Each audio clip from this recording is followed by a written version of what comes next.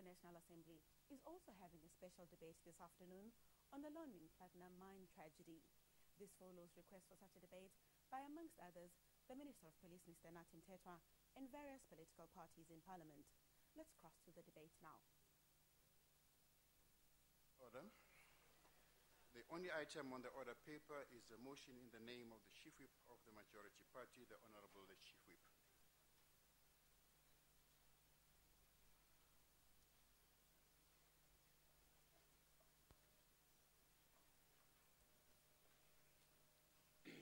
Honorable Speaker, Honorable Deputy President, Honorable members of this august House, I move without notice that the House notes with great sadness and deep regret the violence that erupted last week near South Africa's third largest platinum producer, lonmin's Marikana mine.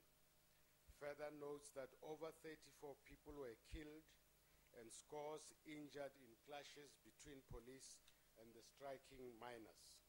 Acknowledges that another 10 people, including 2 police officers and 2 security guards, were killed in separate incidents since the start of an illegal strike on Friday, August 10, 2012. Welcomes the President's intention to appoint a judicial commission of inquiry to thoroughly investigate and determine the cause and circumstances of all the deaths, including those of police, security guards, and miners. Further welcomes the appointment of a ministerial task team to assist the Marikana tragedy, deceased families with funeral arrangements, including identification of bodies, transportation, and counseling services for all those affected.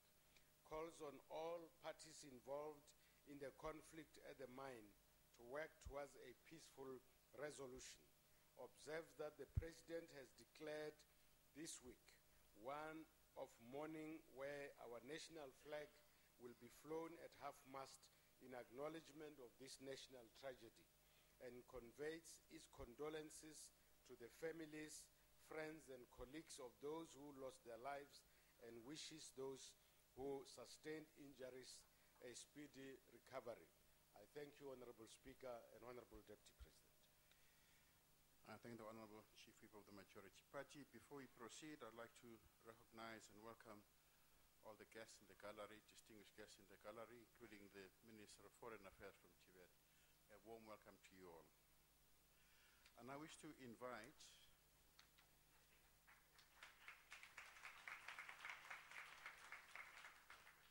thank you. And I wish to invite the Honorable Minister of Police to the podium.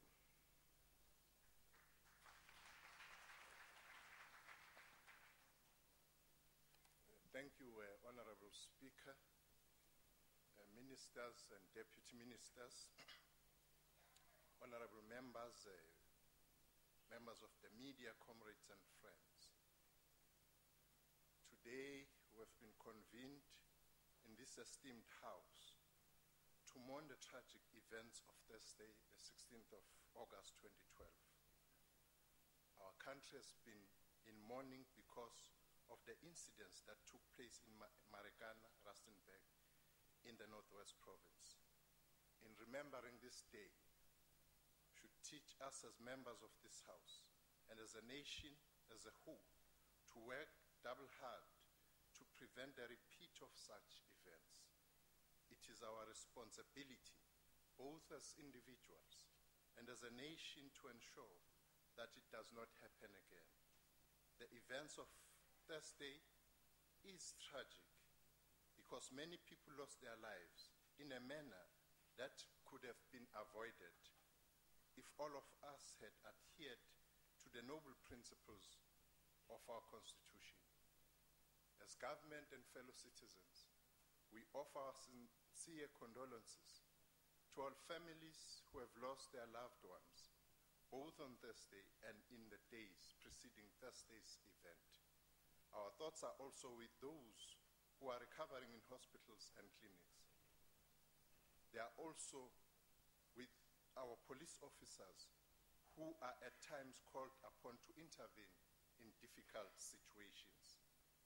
Painful moments like this force us to trace our steps back and recall the founding principles of our democratic order. The Constitution of the Republic, as adopted in 1996, is our lodestar in the execution of our duties.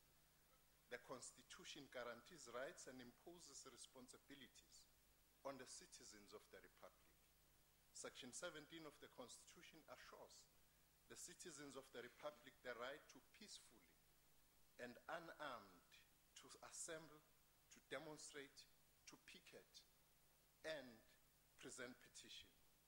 Section 205 of the Constitution speaks specifically to the South African Police Service and enjoins the members of the service to the following: 1, to prevent, combat, and investigate crime; 2, maintain public order; 3, protect and secure the inhabitants of the Republic and their property; 5thly, uphold and enforce the law.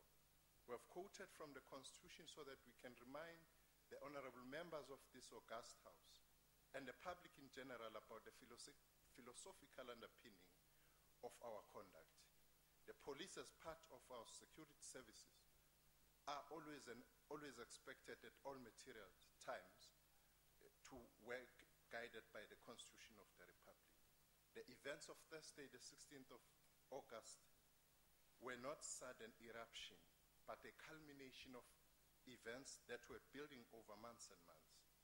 The South African Police Service is saddened by the events that unfolded on the fateful day.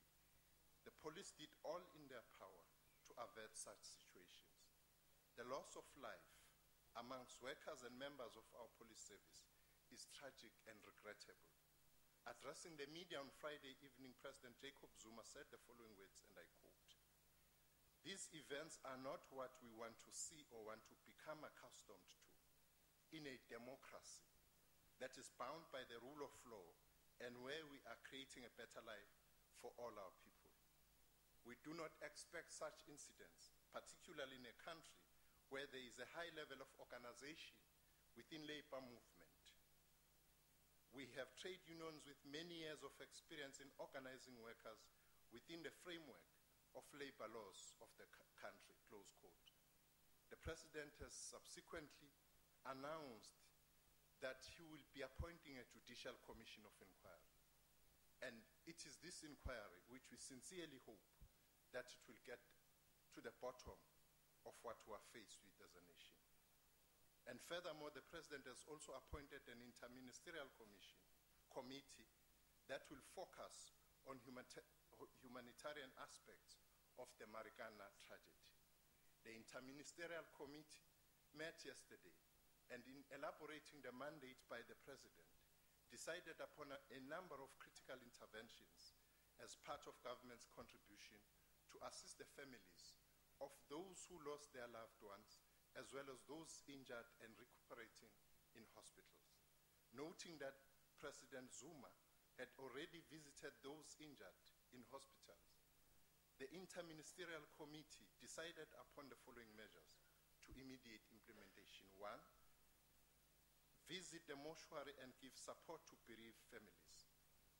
To meet various stakeholders, traditional leaders, trade unions, mine management, religious leaders, and community leaders. 3, during the interaction with the mine management, the committee asked the management to act with restraint during this period of mourning. In addition, the committee pledged that government will provide the affected communities or families with the following: state pathology to work with provincial authorities in finalizing post-mortem processes, a contingency of health personnel comprising of military, municipal, provincial, and national have been mobilized to provide the emergency services required during this period and beyond. The identification of the remaining 6 deceased persons. Provision of death certificates through dedicated counters established in Rustenburg Home Affairs.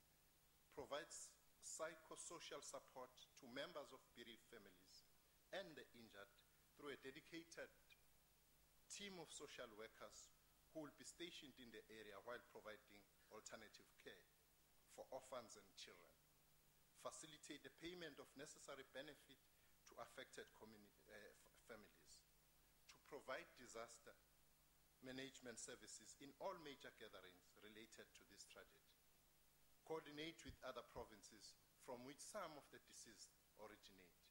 Government ministries and departments are on the ground assisting families in identifying the deceased, organizing funerals, and the likes.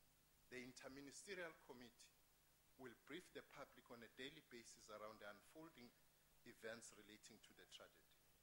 Memorial services will be organized throughout the country on Thursday, led by a religious community of our country. These will take shape of prayer meetings. The main service that will take place in Marikana will be organized by government working together with the religious community. As we indicated above, the Constitution of the Republic guarantees us the right to strike, to protest in a peaceful, orderly manner, to express our dissatisfaction with anything. Whilst all South Africans enjoy these rights, always come with responsibilities. However, as the esteemed President of the Republic, President Zuma, has said when addressing the media on Friday, and I quote, "We assure the South African people in particular that we remain fully committed to ensuring that this country remains a peaceful, stable, productive, and thriving nation that is focused on improving the quality of life for all, especially the poor and the working class," close quote. I further reiterate the call on leaders of all sectors of our society, including religious, business, labor, traditional leaders, civic, leaders of political parties, women and youth, to join government in its effort to unite the people in prayer and thoughts around this national tragedy and beyond. This is not the time of finger pointing. All of us have a responsibility. We reiterate our firm belief that only working together we can help the nation in the process of healing. And I thank you.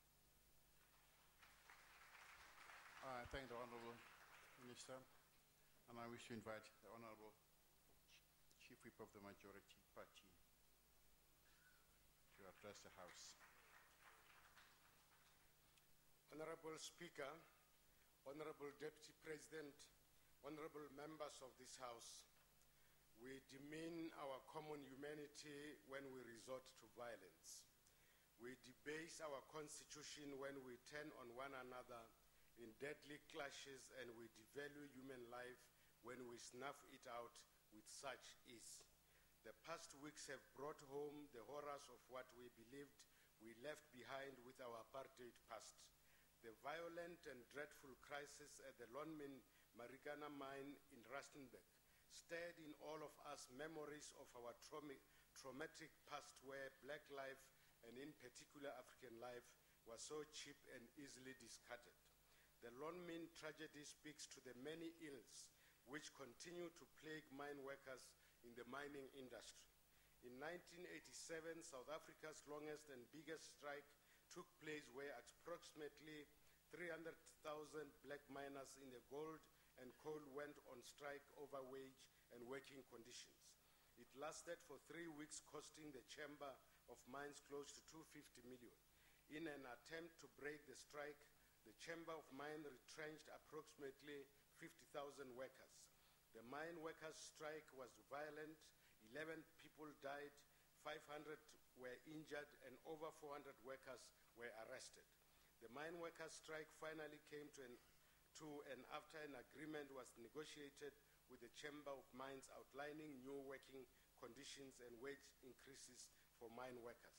The early 1990s was equally volatile, with mine violence during the strikes and loss of lives. The first ever nationwide mining strike occurred in 2007 in protest over working conditions and safety in the country's mining industry.